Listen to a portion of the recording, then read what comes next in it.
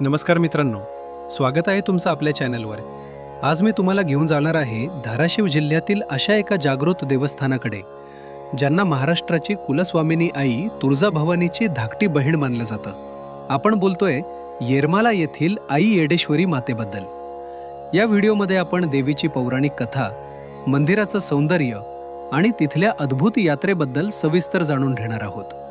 येडेश्वरी मातेच्या प्रकटीकरणाबद्दल दोन अत्यंत प्रसिद्ध कथा सांगितल्या जातात.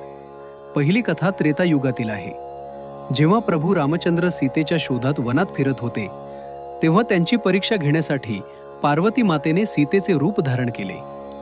प्रभू रामचंद्रांनी त्यांना क्षणार्धात ओळखले आणि ते म्हणाले, आई, तू येडी आहेस का? तू माझी सीता नाहीस. प्रभूंच्या मुखातून येडी हा शब्द बाहेर पडल्यामुळे देवीला येडाई किंवा येडेश्वरी म्हटले जाऊ लागले. भक्तांच्या कल्याणासाठी देवी याच ठिकाणी स्थिरावली. दुसरी कथा येरमाळ्याचे आबा पाटील यांच्याशी जोडलेली आहे. ते माहूरच्या रेणुका मातेचे निस्सीम भक्त होते. वृद्धपकाळामुळे जेव्हा त्यांना माहूरला जाणे शक्य नव्हते, तेव्हा देवी एका वेड्या स्त्रीच्या रूपात त्यांच्या शेतात प्रकट झाली. तिने जमिनीतील ढेकूळ आबा पाटलांच्या दिशेने फेकले आणि त्याचे रूपांतर चुन्यामध्ये झाले. आबा पाटलांनी ओळखले की ही साक्षात देवी आहे. त्यांनीच पुढे या ठिकाणी भव्य हेमारपंथी मंदिर उभारले. येडेश्वरी मातेचे मंदिर बालाघाट डोंगर रांगांमध्ये सुमारे 400 फूट उंचीवर वसलेले आहे.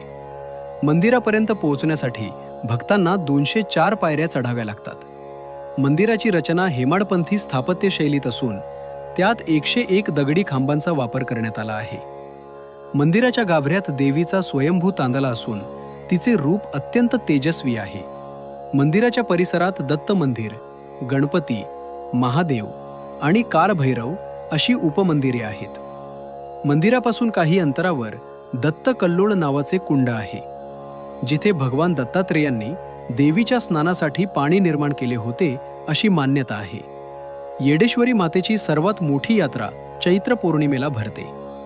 या यात्रेचे मुख्य आकर्षण म्हणजे चुना वेचण्याचा कार्यक्रम मानले जाते की एरवी काळीभोर असलेली जमीन चैत्र पौर्णिमेच्या दुसऱ्या दिवशी जेव्हा देवीची पालखी येते, तेव्हा तिथून पांढरी शुभ्र चुनखडी प्रकट होते. भाविक श्रद्धेने हे 5 खडे वेचून पालखीवर टाकतात. हा वेचलेला चुना भाजून नंतर मंदिराला रंग लावण्यासाठी वापरला जातो. एक आगळीवेगळी परंपरा म्हणजे देवीच्या डोंगराला धागा बांधून घातलेली प्रदक्षिणा. भक्त आपली नवस पूर्ण करण्यासाठी डोंगराभोवती सुमारे 2 किलोमीटर लांबीचा धागा गुंडाळतात. श्रावणी पौर्णिमा आणि नवरात्रीमध्येही येथे मोठा उत्सव असतो. तर मित्रांनो, ही होती जागृत देवस्थान आई येडेश्वरीची माहिती. तुम्ही कधी येरमाळ्याला गेला असाल तर तुमचा अनुभव कमेंट्समध्ये नक्की सांगा.